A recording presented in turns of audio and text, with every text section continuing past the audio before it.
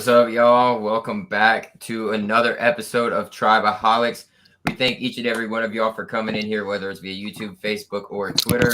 If you want to comment on our show, comment on us, throw out your feelings, throw out, your takes or anything, head over to our YouTube channel. That's where you can leave a comment. Twitter is no longer doing that. So hopefully you guys are catching on to all of that information that we've been throwing out here the last few weeks. My name is Caleb Skinner at CHS Knoll right there on Twitter. You can follow Tribaholics on Twitter and find us wherever at Tribaholics on Instagram, Twitter, YouTube, wherever you guys may be able to find your podcast as well, because we do turn this live show into a podcast, which is an awesome thing. And then with me, as always, are my two fabulous co-hosts, who one of them had to bail last night. I'll let you guys take a guess at which one of them it was. I'll let the guys tell you their reasons for not being able to be on the show last night, and then you guys can take the real reason and try and guess from there. But we'll start on the bottom there. Christian, what's up, brother? Yeah, not much. I'm hanging out. Excited for the show. Excited for two shows tonight. But there's a little bit of a controversy between whether it was my fault or Ben's fault that we had to move to today. But I'm just gonna not comment on that. Yeah, one of our powers went out, and the other one of us had to watch the Braves game. So, there were multiple issues with the scheduling yesterday. Multiple issues with the scheduling, hence why we're still trying to get in. Even on, like Christian mentioned before, a night where we're going to be doing two shows. We've got our own show that we're doing live right now for you guys. And then later at 8:30, we are going to be joining Chris Frazier and Taylor with the Spear Addicts podcast at 8:30 p.m. Eastern, guys. So pretty much as soon as we get off here, Chris will probably give you a rundown a little bit later when we have him on to do our picks for Scared Money Don't Make Money. He'll give you guys a little rundown about what we're going to be talking about over there with them at 8:30. So you guys be sure to tune into them as well later tonight when we go live with them. But guys, a pretty good weekend. Just quick thoughts real quick before we get into the deep parts of it. Just quick thoughts, because we're not going to lead off with football. We'll lead off with the other sports as we usually do. But quick thoughts on this past weekend. What did you guys get into? Did you watch the game? Did you replay it? What was all going on for you guys this weekend? If DJ Williams did not score that touchdown, I probably would have won my college fantasy matchup, because I lost by 3 and I needed to be Ward, Jordan Travis, or Corbin. So that one stung a little bit. But yeah, I woke up hungover, 11 a.m., sat my happy ass on the couch, got some Chick-fil-A, watched the game. It was enjoyable. It was enjoyable. Yeah, it was a good weekend. I was at the game. It was definitely the most enjoyable game in a while. I mean, at least to be at. I bet the UNC one was good too. But it was the most fun game in Doak in a while, because it ended with a win, and it ended with that type of win. So no complaints here. And on Sunday, the Steelers had a bye week, so they didn't get to disappoint me. And who would have guessed that, like, at this point in the season, I'd be hyped about the Knolls and disappointed with the Steelers. So that's where we're at. I could have told you it wasn't fraudulent. Yeah, I mean it's to be expected. Steelers. I never thought Saturday, on a college football Saturday, the most excited I'd be for a game was a baseball game. That shit was fun. Very true. On Saturday for me, I had a concert to go to. Well, not a concert. It ended up, turning into a concert for all you Tampa people out there listening. The Tampa Bay Pig Jig was this past weekend during our game, so I had a great time doing that. Went through the barbecue pit. Got a little tipsy there. It was a great time. Supporting a very rare kidney disease that my cousin Will has. So shout out to them. Shout out to them for it's their 10th year anniversary for doing it. So amazing stuff over there. And then just was able to catch up on the game and watch it on Sunday. So really good experience. It was nice being able to actually sit down and watch the game and be able to dissect it a little bit more than just watch it in a drunken state. But with that being said, guys, what are you sipping on? Let us know in the comment section where you guys are sipping on. I know Moore's probably sipping on some apple juice because he's a child. I know he's watching. He tunes in every fucking week. So Moore, go ahead, let us know you're sipping on some apple juice or some milk.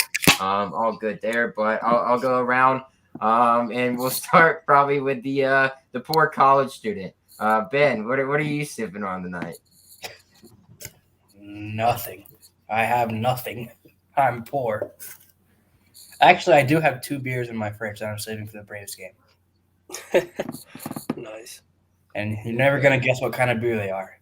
Very high class. If I were to guess, I You would say a actually want Busch us to Light. guess? Yeah, I'm gonna say a Busch Light. Well, Busch Light's a good beer. I have Natural Light because I'm poor.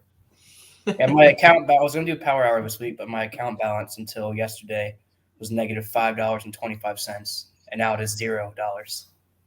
So not much I can buy. Nice.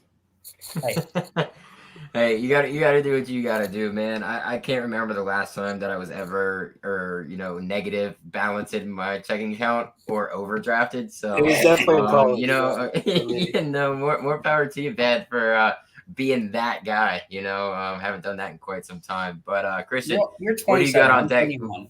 I don't have responsibilities yet. What do you got on deck tonight, Christian?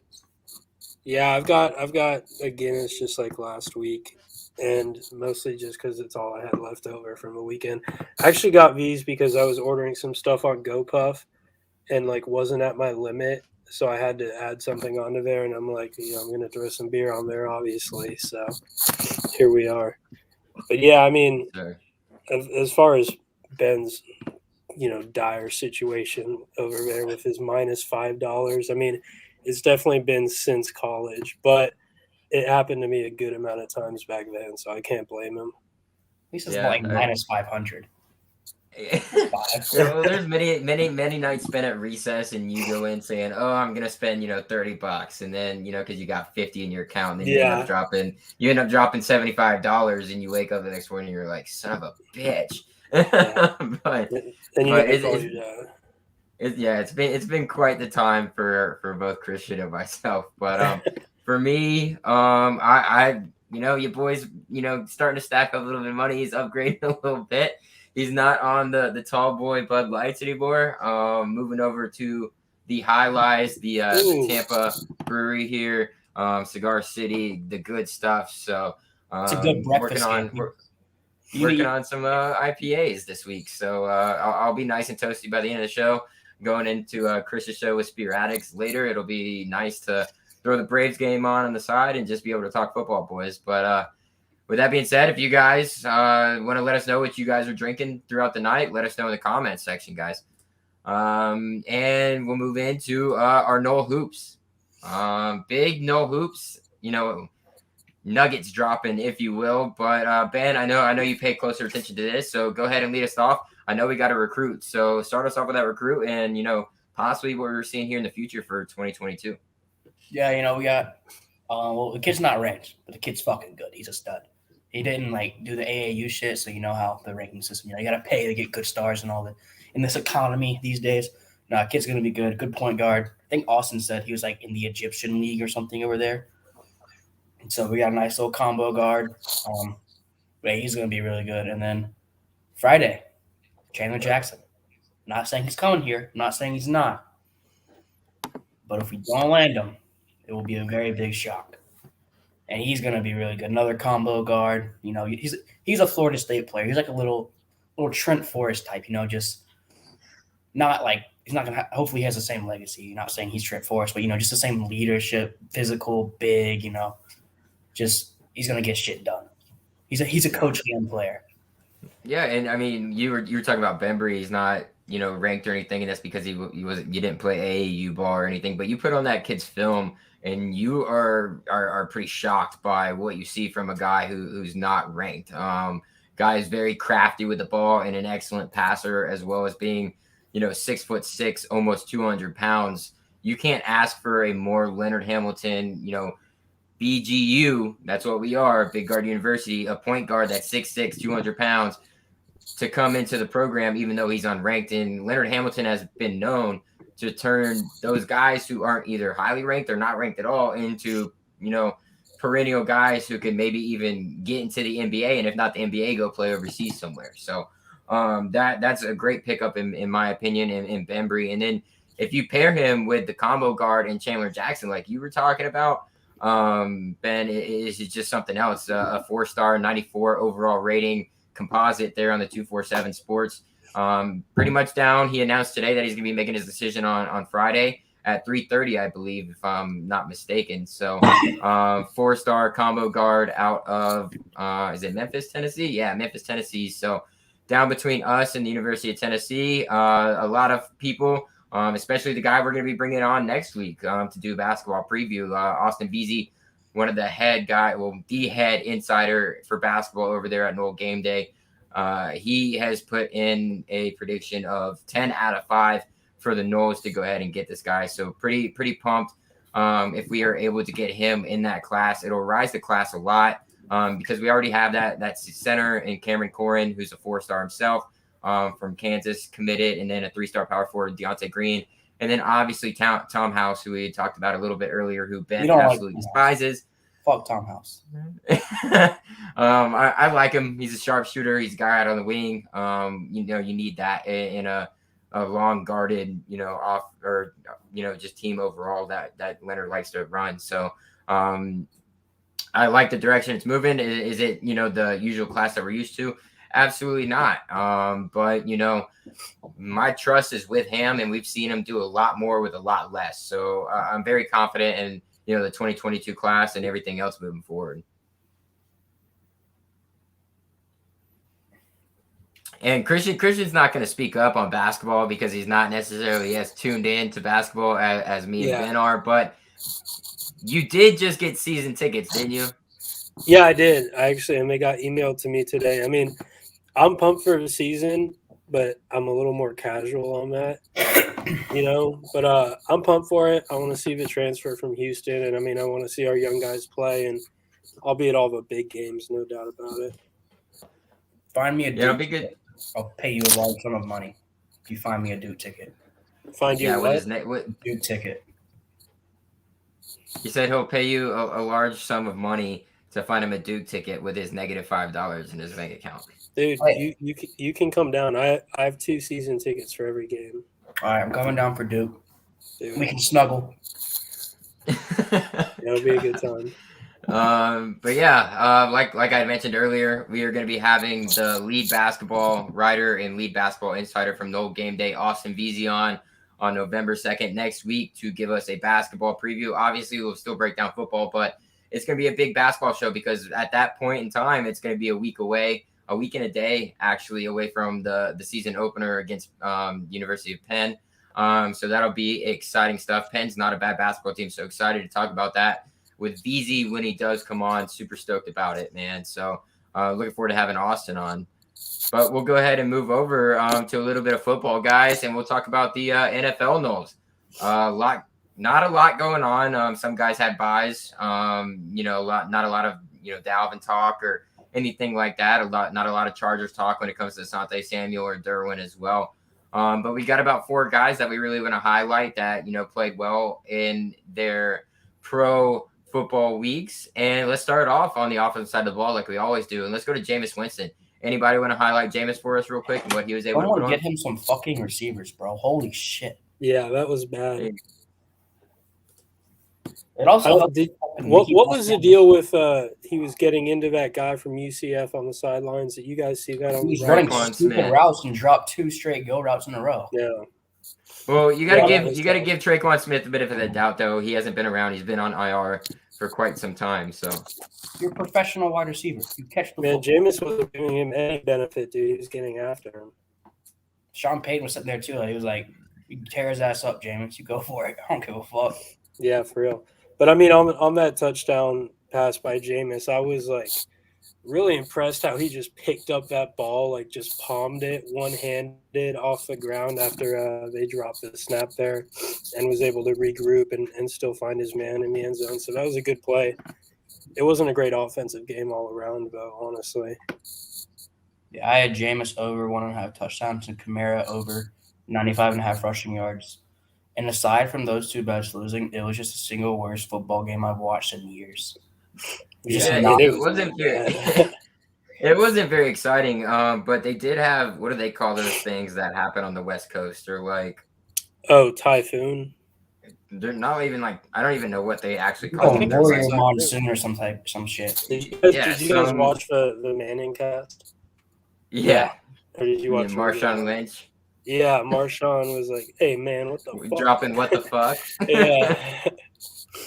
So I think that's like the second or third time this year that Peyton Manning has had to like apologize for like either Eli flipping him off or like one of the guests dropping F-bombs or shit like Yeah. that. Amazing. When It's they brought Drew amazing. Brees on, I fell asleep, bro. Almost. Drew Brees is the most Drew Brees is very boring, but I will say that the coolest aspect of that was seeing Tom Brady, Eli Manning, and Peyton Manning all on one screen talking, with each other. I thought that was really, really That fucking was cool. Two goats But and fraud lie. what? Two goats and fraud lie Manning. sick. Damn. I mean, he's got 2 Super Bowls, so can't Over really. the guy who was on top of him on the screen. I liked when Yeah. Peyton asked Marshawn, he's like, "So Marshawn, do you prefer from the 1 yard line a quick tight end screen or running the ball?" I didn't catch And, that part.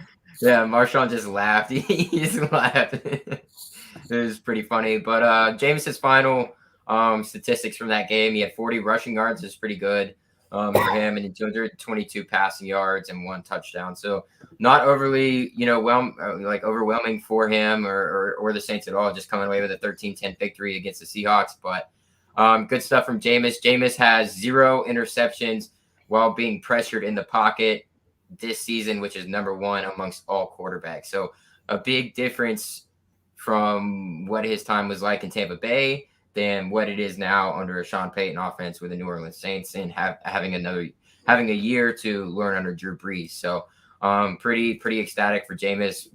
He's having a good season. They're right there in the mix of things, looking there for a wild card spot there in the NFC. So good stuff for the Saints.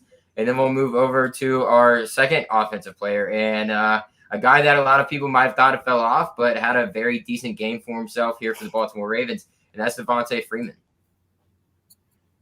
Yeah, I didn't even know he played, honestly. I just the Ravens got their shit kicked in. I saw that. That's about it. Yeah, I mean, I know they had that tough game versus Cincinnati. I didn't watch any of it.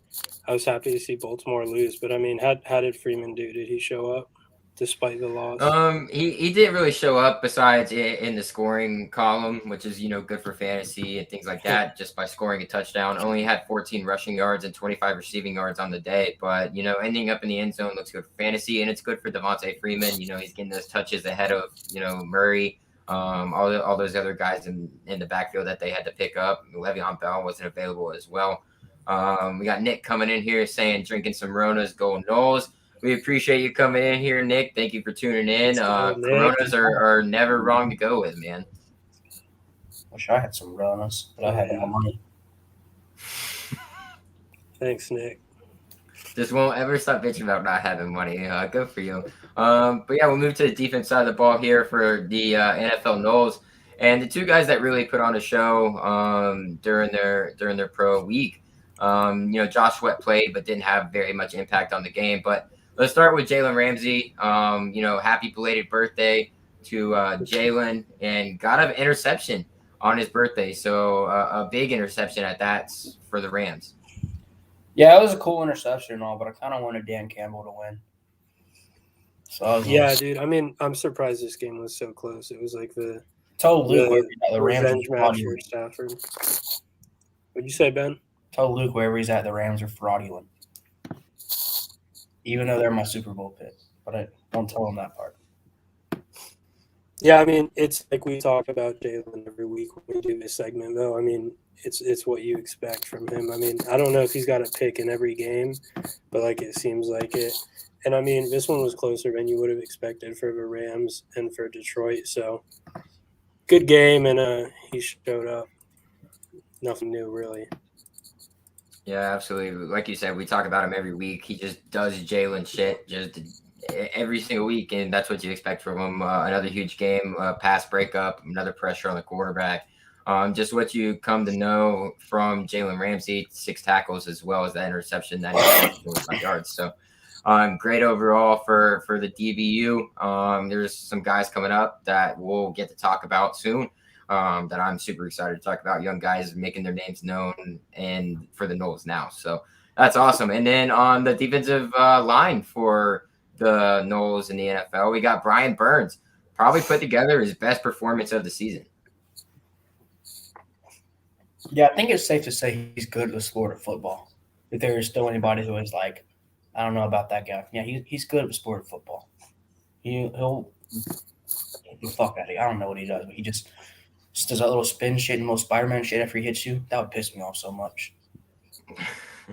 Yeah, I mean, he had 1 sack on the game. I think he's had games where they've had more sacks than that. But, I mean, he's like similar to Jalen, showing up with, it seems like, an interception every week. Like Brian Burns is pulling out like at least 1 sack every week. And Carolina's really dropped off. I feel like they started hot and have kind of been like trash since then. So, I mean, hopefully his team like turns it around. But regardless of like how they've been doing, he's been super consistent.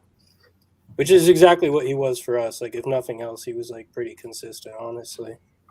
Right. He was always, for us, you know, the guy that stood out, you know, amongst all players. Yeah. He was the guy that you knew was going to show up no matter who we were playing, no matter what was going on with the team. Brian Burns, you could always, you know, account for to play his hardest. And that's kind of where the situation he's in now, dealing with the offense that he's dealing with on the opposite side of the ball from him on his own team. But I mean, ends the game with 1 sack, 2 quarterback hits, 3 tackles for loss, and 4 tackles total. And he played 75% of the snaps for Carolina, which is absolutely ridiculous for a defensive end. You know, having that high of a snap percentage, that's good for him. So really, really good stuff there for Brian Burns. The offense for Carolina is obviously going to struggle when you don't have one of the most lethal weapons there and Christian McCaffrey, like Nick is coming in here and saying right now. Without McCaffrey, they are nothing on offense, and it sucks that Burns has to suffer. Absolutely. Couldn't agree with you more, Nick. You know, without McCaffrey there, it's hard for them to, you know, throw the opposing defense off, if you will. Throw them off their game. You can't really get DJ Moore as open as you want him to when, you know, people aren't focusing on Christian McCaffrey. So a lot to do there for, you know, Carolina. Hopefully they get McCaffrey back here shortly. You know, he just re-injured his hamstring not too long ago. So, you know, a lot of work there to be done for them. But Brian Burns still doing what Brian Burns does, and we're glad to see it here as Nole fans. All right, boys. You know what time it is. It's time to talk a little bit of college football here with our Noles. And just a quick shout out. Again, 2nd week in a row that we're giving a shout out to old boy Jermaine Johnson, transfer from UGA, being named the ACC midseason Defensive Player of the Year. Give me your guys' thoughts on that. Does he deserve it? Does anybody else deserve to be in that conversation? Or is he right where he needs to be? And what are we seeing from Jermaine Johnson? And we can even talk about a little bit of draft stock that we're seeing from him right now, because it is starting to soar like a motherfucker. Yeah, dude, he definitely deserves it, and I think he's gonna like run away with it too, because like at the beginning of the year he was a little like less known. I mean, he came out of JUCO to Georgia, didn't do much at Georgia, and like we knew about him because our coaches and like all the media around FSU was talking about him all preseason. But now when he's starting to get like the draft hype, you know, he's starting to get the national recognition. He's had Defensive Player of the Week for the ACC a couple of times. Now he's got Midseason Player of the Year. Like his stock is going to keep rising at this point, especially since 1, I mean, his name's starting to bounce around more, and 2, we're going to be playing in more high-profile games like these last 5 weeks than we did during the beginning part of the year. So I think it's only the beginning for him. I expect him to win that award at the end of the year. And I mean, the draft stock isn't going to stop at this point. I think it's going to keep climbing. Just like when our team does better, he's going to start doing better. It's all going to come full circle for him. Yeah, I don't think anyone else should even be in the conversation. I think it's just especially not in the ACC. Yeah, ACC. No, I don't think. Yeah. Anyone else mention the ACC, it's not good. Anyone else, it should probably be Fabian Lovett or someone from our D line. Yeah, for real. I mean, Fabian's doing well. I mean, Briggs would have been in that conversation if he hadn't got hurt. Like, if there's one thing we can hang our hat on right now, it's that D line. Yeah, it's pretty fun to watch him play. I know he didn't get a sack this last game against UMass at all, but he only played like 30 snaps. Right. It wasn't something like huge to look at like as a problem or anything like that, which is fine. But I love this for him. I love this for our team. It just shows that, we are on the right path. We get a guy in here who his draft stock was, I mean, he's probably, mid rounds, maybe that 4 through 6 range in the draft when he was at best, UGA yeah, at like best, right? that's And like generous, just yeah, based off potential, yeah, just based off of potential and what you see from him, and then being able to transfer from Georgia over to Florida State and be able to produce at the level that he has against top competition, because we've played tough teams, and the majority of his sacks or his tackles and how he's able to produce have come against the better teams that we have played. So that just shows you that he comes ready to play every single week. And I think there's not a more deserving player in the ACC for that award right now. And, as long as he keeps up this production at the end of the season, than Jermaine Johnson. So super pumped for him. and it's also, I mean, pump for him, like no doubt. It's also really good for FSU. I mean, where we're looking at in recruiting with a couple guys like Nigel Kelly and Marvin Jones at that position. I mean, if you can show them now a lineage of like, very recent history of Brian Burns, followed by Kane Doe and J. Rob, and then followed by Jermaine Johnson.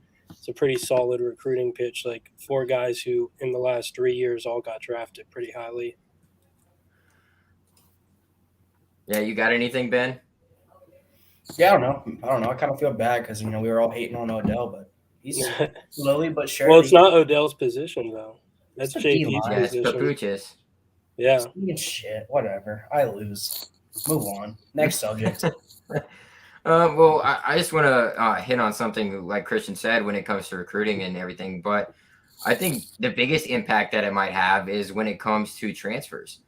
When it comes to transfers, guys are looking at how have you been able to take a transfer and been able to build on what he already has and make him even better, and this is what we have been able to do with Jermaine Johnson. And that is a huge impact, I think, when it comes to the transfer portal. I don't know if that is something you guys agree with or not, but that's something that I can see, pretty strongly coming out of, Jermaine Johnson's time here and the production that he's been able to have. Yeah, I do agree with that, especially because like I think it'll go both ways, like I said for recruiting and like you said for transfers. But like most recruits aren't gonna like be starting that first game versus LSU next year. But a transfer, there's definitely guys out there at that position who you can get to start next year, and you're gonna need that if you want to replace him and you want to replace Kier on the other side. Yeah, I'm not as worried about the transfers because at some point you have to move away from the portal if you want to start developing guys and building your program to be better. Like it's good for like rebuilding now and like instilling early culture, but like these next couple of years it'll be good. But if we're like still dependent on the transfer portal in like 4 or 5 years, there's an issue. Yeah, Right, well, I don't I'm think not. it will be.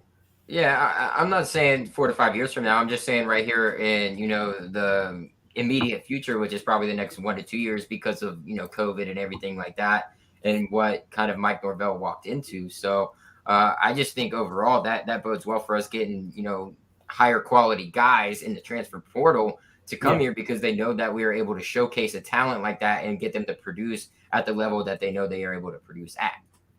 And hopefully they turn out like JJ and not a certain wide receiver. Yeah, that is what it's gonna be and everything. But we'll move on from Jermaine Johnson talk. Huge shout outs from him, and we'll talk about the blowout that we just had on homecoming weekend that Christian was at.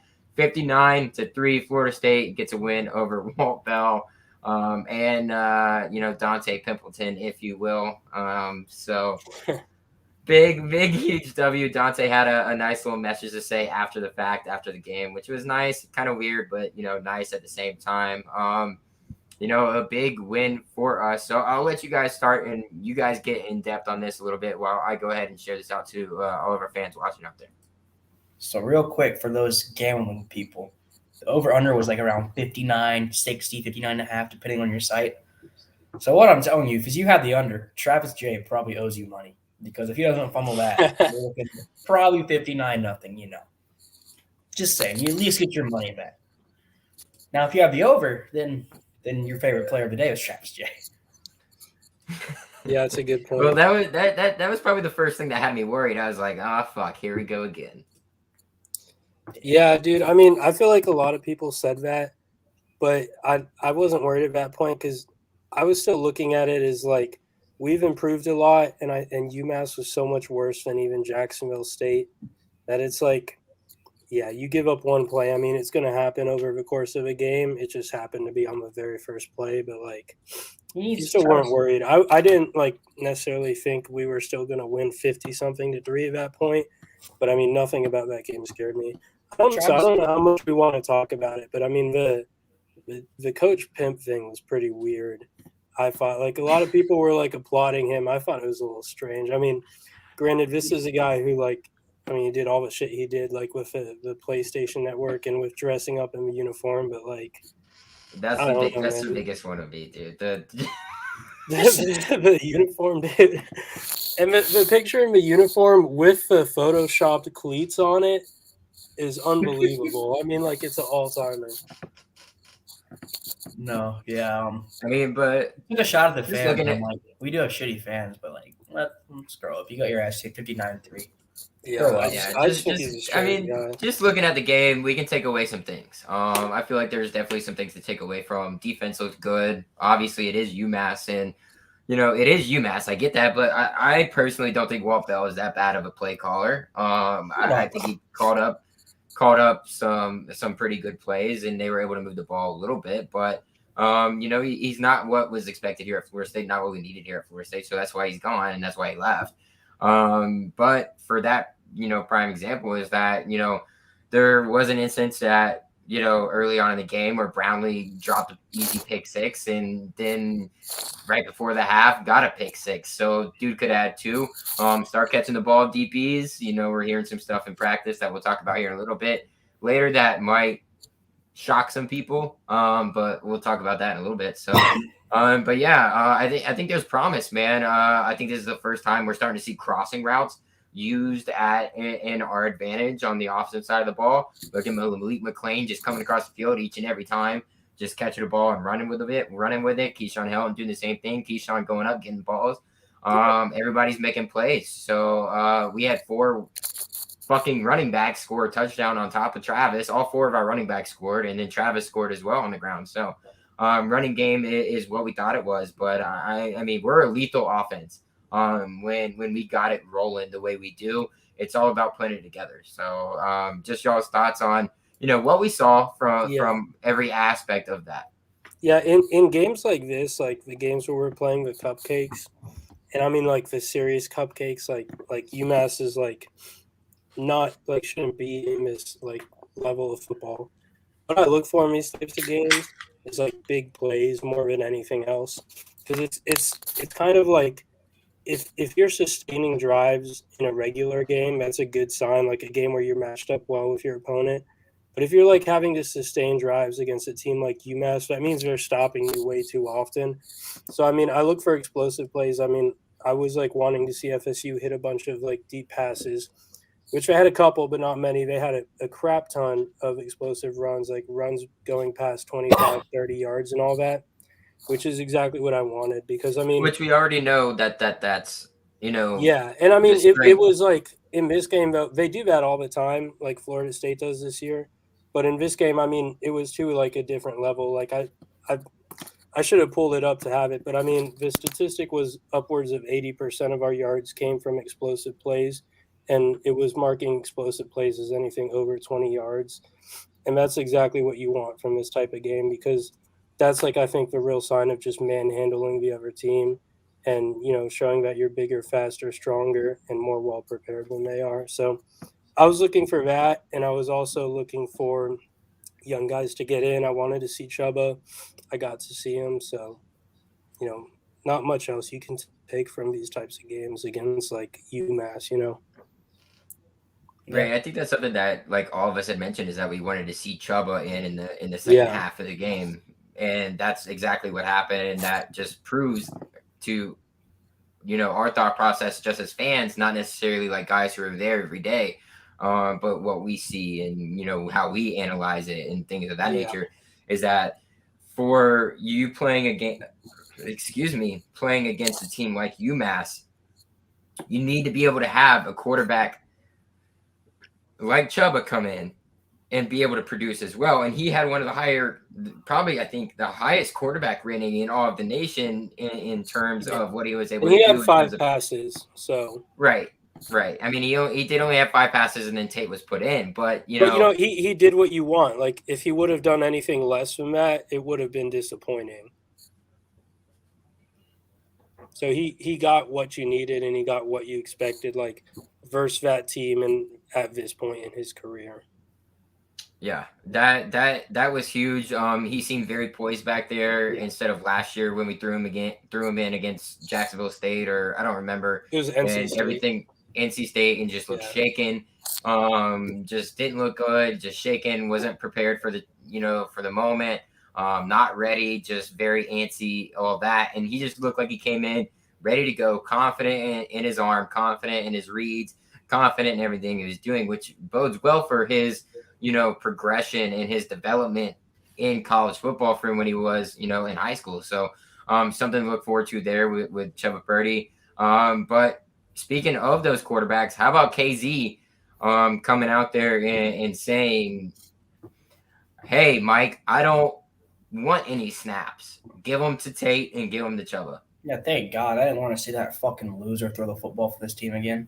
Dude, Ben, stop being a dick for 2 minutes. Honestly, like that was a sick thing for him to do. I mean, like he knows he's not going to the league, and he knows like when you see that, it means he knows like he's looking out for the best interest of FSU like in the future. I mean, he knows he doesn't need practice reps. Like if he has to come in later in the season on like, in the Clemson game or in the swamp or something, like a crazy environment, and J-Trav goes down, like God forbid, then he's your guy. But he knows in a situation where you're building experience against like a crap team and you're just trying to get reps and it's basically a scrimmage, like that's not going to do anything for him. So he's not looking for the glory. He wasn't looking to like, do anything for himself. He was looking for the betterment of FSU. And I think that's pretty sick because he doesn't even know if he's going to be here or not. And he's still looking for the benefit of FSU moving forward. So props to him on that. I mean, Ben, you shouldn't even hate on that. I want him as a GA. I just don't like him as a player. I want him as a GA. And that's what I was going to say. And that's what I was going to say is, we speak on what Chris had said last week when he was on the show or the week before. I don't remember exactly which week it was, but Chris had said that, he's pretty much been offered a GA position already. And that's kind of, what he's going to take. And he was allowed to say that, which is completely fine, which is awesome in my opinion, because I think that's his calling as his future pertains to, is that he should be that. He should be a coach. He has a great mind for football. He's not the same football player he was. We understand that he was injured, but he still got that great mindset. He still got that mind of a football player and a guy who can, see differences in a defense and be able to exploit that. So him being able to do that and be a coach on the sidelines, not only is he a player, but now he's a coach at the same time. And then moving him over into that GA position is huge, I think, in our future, as long as he accepts it. But I think that was a huge move on Mackenzie's part, getting those 2 guys in there and giving them the reps ahead of himself, knowing that they need it probably more than he does.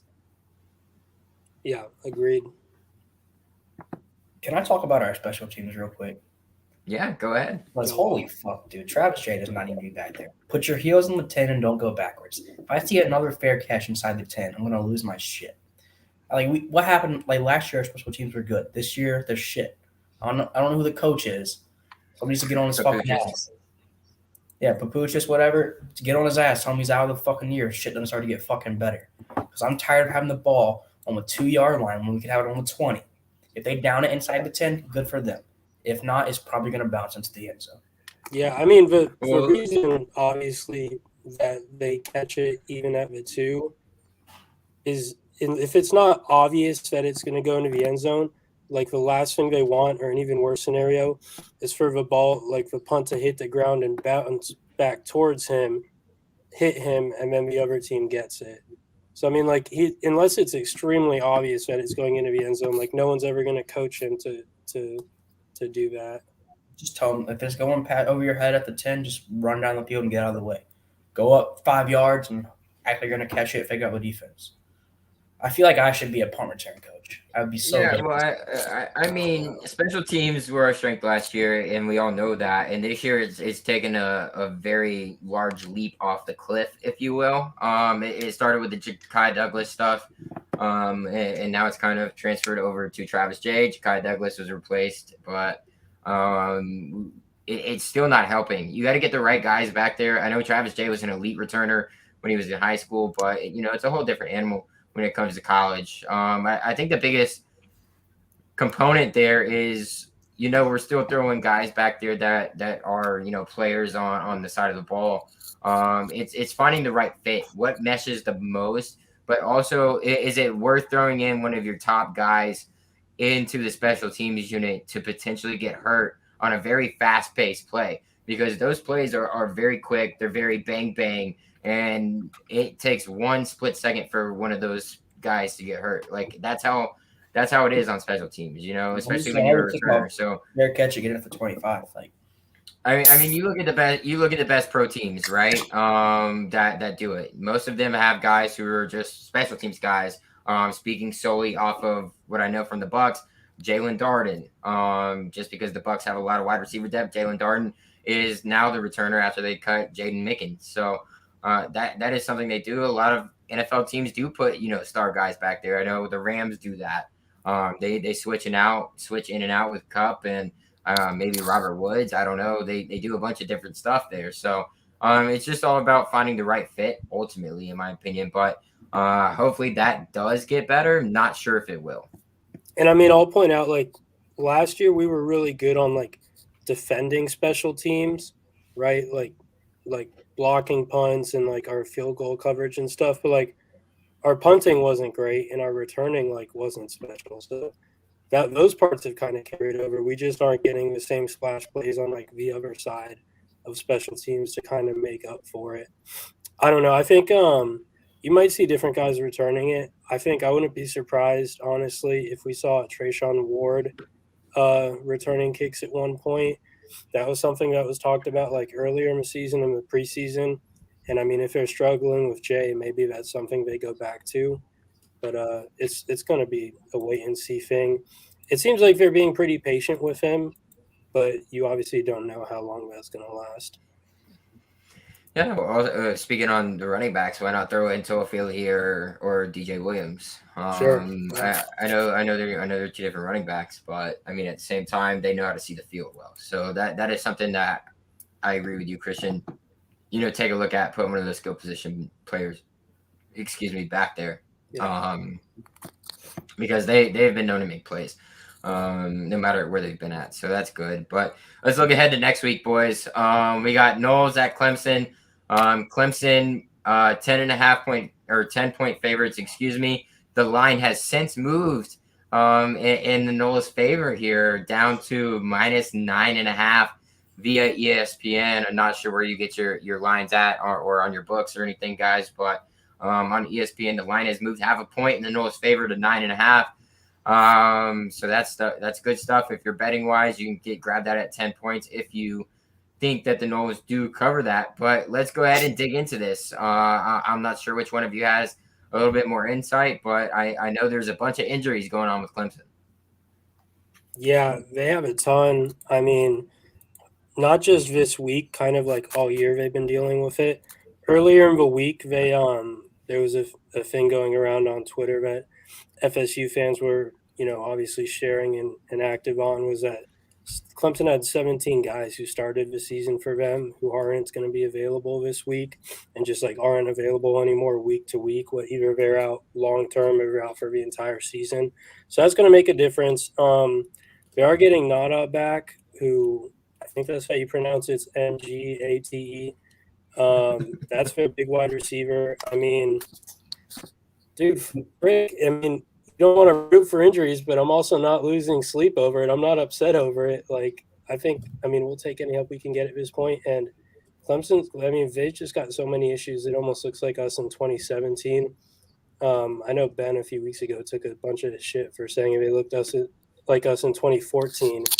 But I think they look like us in 2017. Like they started the year with a lot of hype. They lost a big opening game, and then they've just kind of been injured and like limping their way through it since then.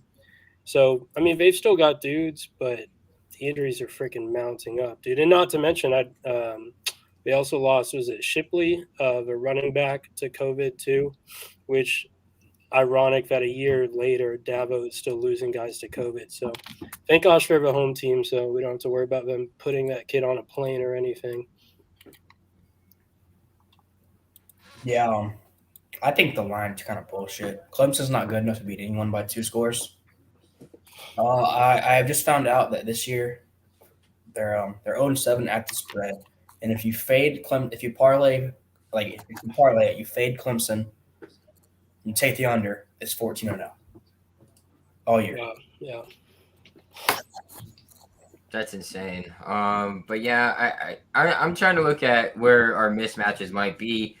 That's probably the biggest thing that I've looked at up to this point, looking at this Clemson game, and I think we have a chance to kind of abuse them, if you will, on the line. And that comes from us on defense, not necessarily on the opposite side of the ball, because Clemson's defense is still one of the top 10 defenses in the nation. So I think that ultimately the battle is going to be won there on the defensive line for us and the offensive line for them. Which is much of like what we said for North Carolina, if I'm not wrong on that. We have to be able to get after the quarterback. And if that's not the case, then we possibly lose this game. But if we do dominate that like we're supposed to, and that I see that other teams have been able to do, then I definitely think we have a chance no matter who's quarterback for them. I don't care if it's Ukulele or if it's the other guy's name I can't pronounce. So it's if you can get after the quarterback and have that happen, then we have a great chance to win the game. I don't think they're anything special. It's been shown all season that they aren't. So it's being able to utilize what we can from our offensive scheme, being able to use that against them. And, Venables has been able to bring exotic blitzes against our teams in the past because we've had nothing but, pocket passing guys that can't really get out of the pocket as well as they should, or things like that. That's not the case this year. So if Venables wants to bring those exotic blitzes again, he's going to be in for a world of trouble because Jordan Travis knows how to break those down very easily with his legs.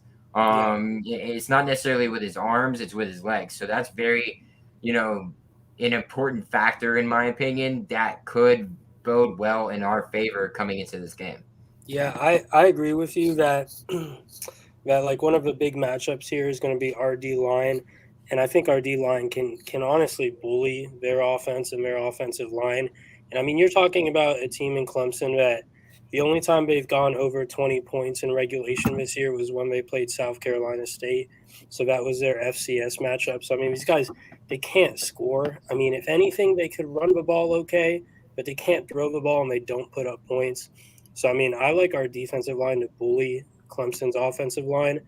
The part that concerns me is that, like on the other side of the ball, like you were just talking about, Skinner, like if you look at our offense versus their defense, I mean, the things we do is we run the ball and we make explosive plays. And those are the things that Clemson stops on defense, right? Is they don't allow the run and they don't allow explosive plays. So, I mean, you're looking at like each team's strength going up against each other. And I think that's going to be like the most crucial, matchup in the game is our strength of our running game and their strength of their running defense. And I mean, I'm not making like a prediction yet, but if I had to, it would come down to that for me. Like, it's just going to be like, can we make those big plays? Can Jordan scramble on plays where he's supposed to pass it? And can his designed runs be effective? And if they can, I don't think Clemson's going to keep up with scoring up against us. But if they don't, then it's going to be a tight game because, I mean, Clemson's happy to play a low-scoring game. They're going to be okay with that. So, yeah, I'm nervous. I'm not ready to make a prediction on who's going to win that battle, but I think that matchup is the most important one of the game. I've been saying it's the first of 24. Whoever gets there first wins the game. Yeah, I don't I mind mean that that. makes sense since they haven't gone over 20.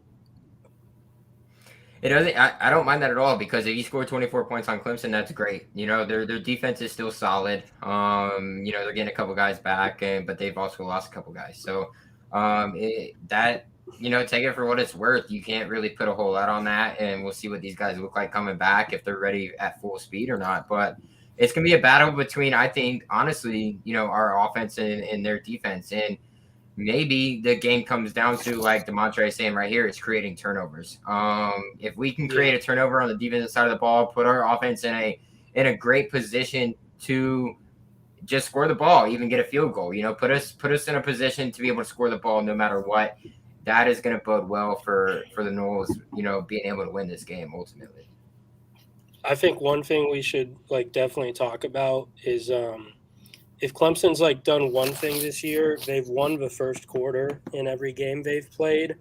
I mean, they haven't been able to hold on to that, obviously, because they're losing a lot of games, but they've won every first quarter. So I think it's going to be important for us to either one, break that trend and don't let them win the first quarter, or two, be able to bounce back if they do go ahead and the Clemson crowd gets into it. We're going to have to keep our cool, and I think we can do that. We did it against Notre Dame, but right. Well, not only Notre Dame, but we did it against North Carolina too on the road. Yeah, you're right. Yeah, and I mean, it's possible. It's just something definitely to keep an eye on.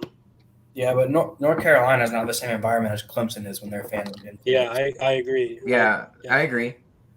Like, I can agree with that, but Twitter, they were like, the first two drives are going to tell us a lot. I'm like, I disagree because first two drives tell us a lot versus UNC. I think the second quarter is going to tell us what we need to see. That's the big one for me. Keep it close going into half. Come out in the third. Make sure they don't have any momentum. Come out with the third and just run it down their throats. Well, I mean, it's like you're speaking about, Ben, is that second half team, right? The only time we haven't been a second half team is in the most recent years that you can think of is probably 2013 when we were blowing teams out. Every year since then we've been a second half team, and that's been our MO. So I can completely agree with that. Keep it close and then come out ready to fire and make those halftime adjustments. So that'll be big for us. We don't have to live on it too long. A little prediction here from Demontre saying 24-17 Florida State. It's right around what you were saying, Christian. First one of 24 wins game. I think you're right on point. It's not going to be a high scoring game. I just don't see it. Clemson's offense doesn't. Clemson. Yeah, Ben. Sorry, excuse me. Ben said that first one of 24. So I don't see it being a high scoring game at all. I think first person probably into the 20s, as long as they can hold them off, will be able to win that game. And I wouldn't expect to see a ton of turnovers. Honestly, I could see that being a big deal too. There could be a lot of turnovers just in a very sloppy game that both teams are trying to win and take shots and it not being able to work out for them. Yeah. I don't know about this. That's the exact score Pitt beat Clemson by at Pitt. We're not Pitt. We're not Pitt.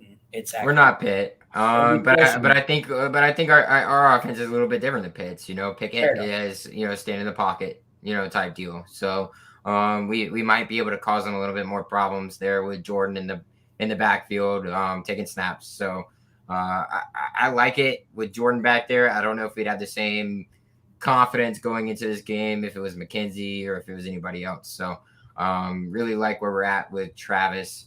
Would be nice. But with that being said, let's go ahead. Oh, well, maybe not. We're gonna wait for Chris to pop back in here. He popped out for a second. As always, guys, we're gonna bring in Chris Frazier from Spear Addicts to go over Scared Money. Don't make money with us here in just a little bit. But any last pieces on us going up against Clemson, 9.5-point favorites? We can take it from a betting perspective too. What do you guys like there? At minus 9.5, minus 10. I mean, I don't want to completely give away one of the picks I'm going to make for Scared Money, Don't Make Money. But I actually am a little bit disagreeing with you guys as far as how many points are going to show up in this game. I feel like, I don't know, I'm expecting a little more. I think Clemson's going to score more because They haven't scored over 20 in regulation yet, but they have scored more in their home games. And, I mean, we're playing on the road there.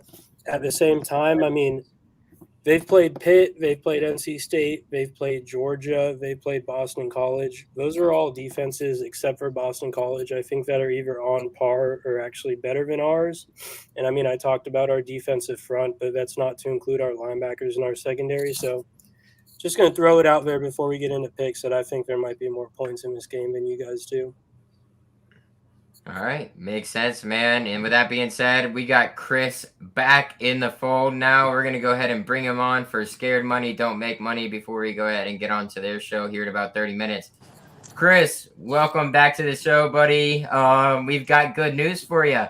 You hit some good picks this year so far, and you did a hell of a job this year. And I'll go ahead and let Ben take it away. Yeah, we all did good last week. Me and Caleb went 3-1. Christian went 3-0. Chris went 2-2. So nobody was under 500. And that's what we like to see. That's the goal. Do you have are you able to get the season records or no? No, my Microsoft Excel is being a little bitch. I can't open any Microsoft product. Seems like that's always the issue with Ben. There's always some type of issue with Ben. So No, I'll leave right now. guys. Go watch the first pitch, Caleb. I don't care. I'll leave right now. All right, so are we just gonna hop into this bad boy? Yep, we're gonna start taking notes. First off, Chris, how you doing, buddy? I'm doing all right. Just walking through a parking lot at this trunk or treat thing for my kids. Running behind as usual. Hey, you those are important things to do, though, brother. We commend you on being able to be there for your kids and everything. So. Yeah, it's tough taking care of my son Caleb a lot too. Oh, it's been fun. I know that. Walking everywhere. All right, so But I'm about to have lighting and all that stuff, so y'all can actually see me and hear me. shall I start it off? I think Caleb goes out. He's just stuck. That's a great spot to lose him at. Someone better screenshot that. All right, well, Ben, do you have your first pick for us? Your first Scared Money Don't Make Money pick? Yeah, I'm gonna ride with my Aztecs. I'm going San Diego State -1 at home versus Fresno State. I think San Diego State. They didn't move me at first, but you guys made fun of my pick last week, and they covered. Yeah, we did. And they covered. So I'm riding with them again. I'll probably lose, but that's all right. All right, there we go, -1. All right, Chris, do you want to take it with the next pick? Yeah, I'm gonna take Ole Miss money line. Okay, so that's a game where Auburn's favored by 3 now. I think it was 1 earlier in the week. Boo! Going against my other team. Boo! Yeah, what's the feeling there, Chris? You just don't trust Bo Nix, or what's up? One, I don't trust Bo Nix, and I don't think Lane Kiffin's gonna let him have the ball enough. True. Yeah, that's not a bad call at all. I don't know. Jordan Hare is a weird place. I think it's good to get plus money on Ole Miss, though. I wouldn't have taken them by any points, but to get that money line there, get the potential +2, that's a good pick. How many picks have we been over? You're up, Skinner. We've only been over whose? Me and Chris's. It's your turn. What did you guys have? SDSU -1 and Ole Miss money line. All right, I'm gonna take Cincinnati -25 against Tulane. Going on the road, number 2 team in the nation. I like them a lot. So give me Riddler and the Cincinnati Bearcats on the road -25 points against a 1-6 Tulane Wave team. You marking these down, Ben? You marking these down? Yes, sir. All right, so I'm actually going to, and I was just hinting at this pretty obviously in our last segment, but I actually want to take the over 48 points in the FSU Clemson game. I actually bet this at over 46 points on Sunday, but since Ben, raised hell about that last time, I'm going to take the current line at over 48 right now. I still am pretty confident in that. I mentioned it on the show. I pulled up while you guys were talking the exact numbers. The only defense that Clemson has played that's rated worse than FSU so far is Boston College. So that means Georgia, Pittsburgh, NC State, Syracuse, all those are still rated higher than us on defense. So I think Clemson, they might break that streak, and I feel like they're probably going to go over 20 points in this game because I just feel like they can get past our, D-line, who is going to cause problems for them. But once they do get past that, I feel like they're still more athletic than our linebackers, and we might have some trouble in the secondary as well. But I'm mostly worried about the linebackers. On top of that, I think FSU is going to score. Just because I'm taking the over doesn't mean I think we're going to lose. I think we're still going to run the ball well against them, and I think we're going to be able to set up some nice passes, maybe on trick play situations or, maybe on times they're not expecting it.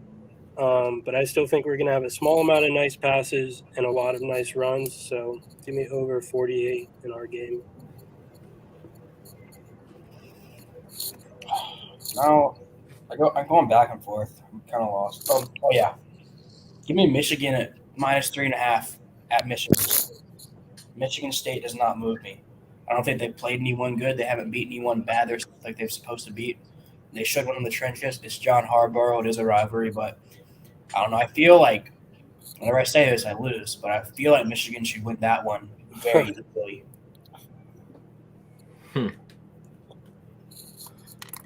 I'm going to take Boston College money line against Syracuse. I like that one. Not a bad pick. Not a bad pick. I like it a lot. I'm going to go opposite. I'm going Michigan State money line. Go ahead and give me the +2 points for that. I will take that all day. I think Michigan State, this is their time to show a lot of the nation what they have back there. And Harbaugh in big games does not necessarily fare well. I like all Michigan State's being able to prove, especially from the running back position. Give me Michigan State on the money line at home, even as dogs. All right. I probably should have just said this in the first round after Chris said it, but I'm actually going to piggyback, and also I'm going to take Ole Miss money line. I do have some of my own reasons, though. Despite the fact that Bo Nix is having so much fun this season and this is his Heisman year, I think Auburn's having some problems now. There's been talk about them having suspensions and stuff coming down for what? I have no idea. Ben, you might have some insight on that.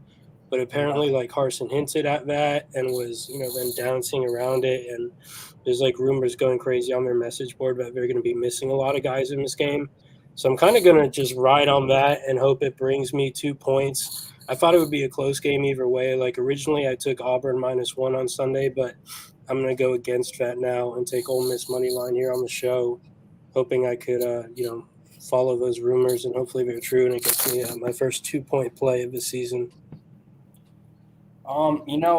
Being as far behind as I am, I feel like I should make a 2-point thing, but every time I bet on Iowa, they let me down. So I'm going to go Ohio State -18.5. I think they're going to kick the absolute shit out of Penn State. Yeah, that's a good pick.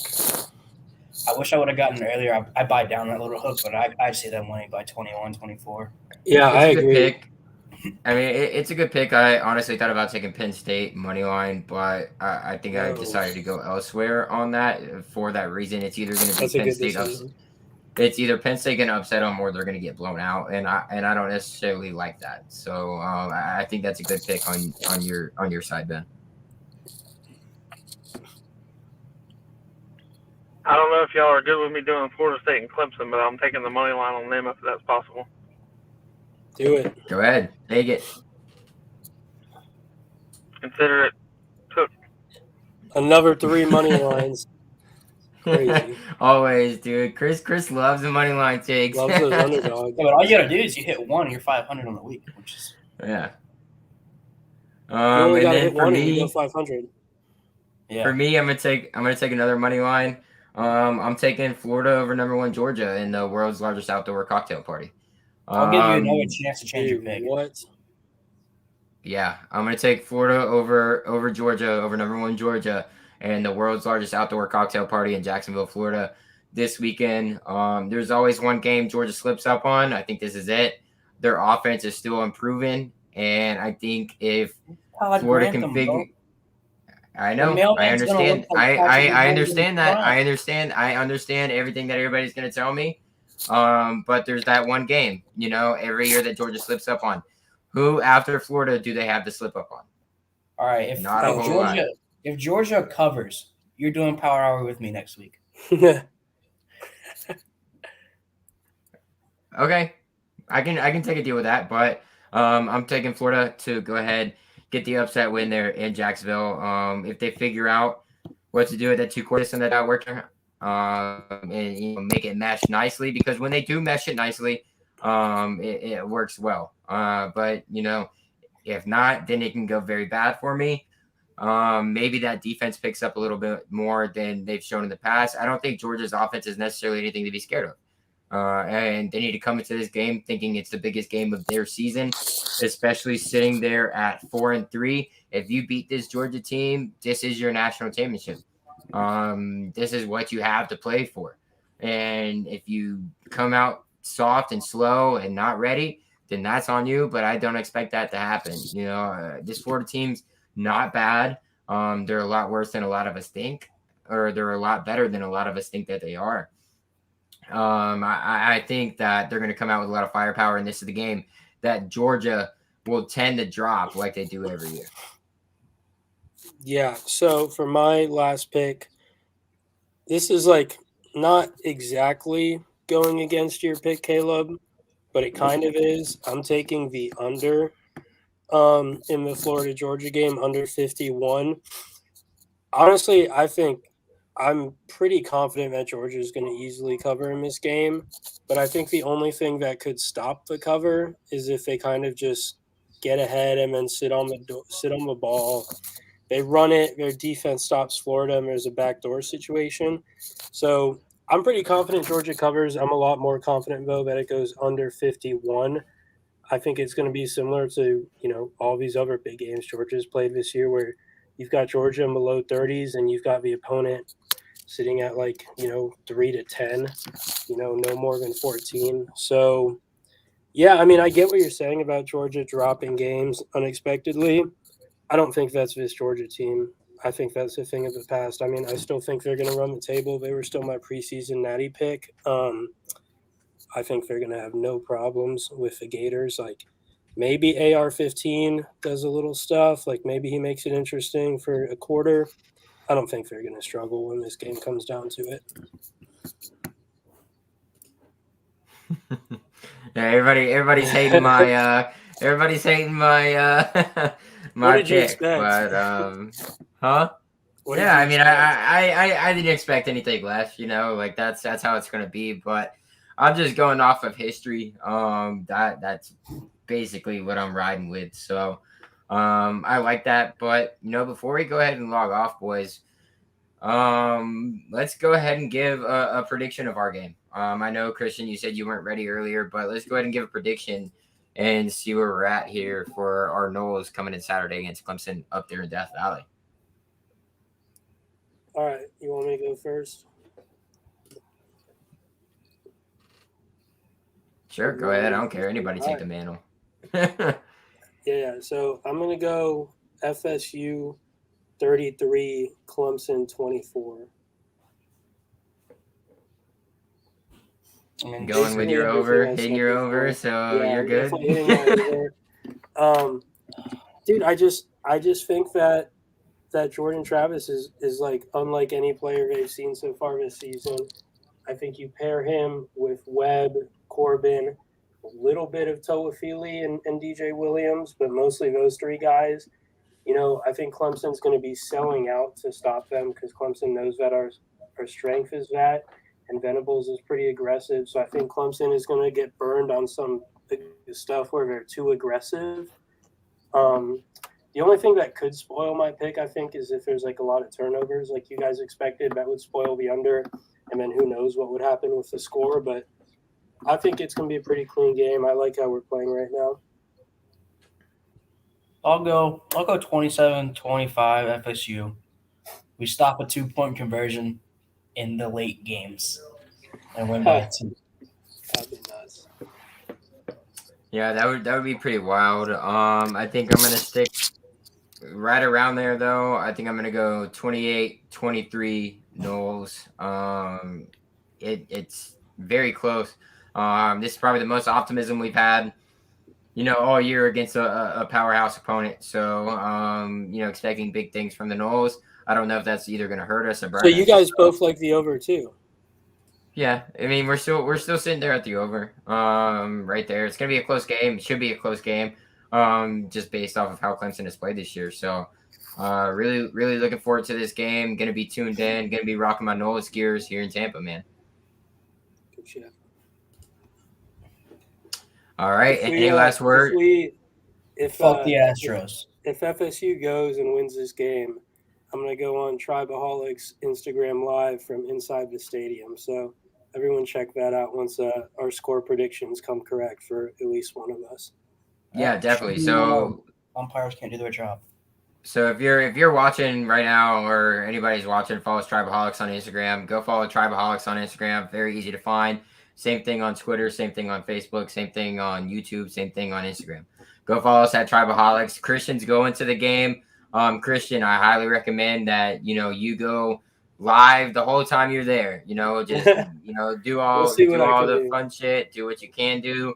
But specifically, if we win that fucking game, go live. Make sure that Knoll Nation knows about it and knows that there's one of the Tribaholics out there showing some love to the Knolls. All right, no doubt. We appreciate all you fans for coming in here, listen to us. The Spear Addict fans coming in here, listen to us. We appreciate Chris every week for coming in here doing Scared Money Don't Make Money.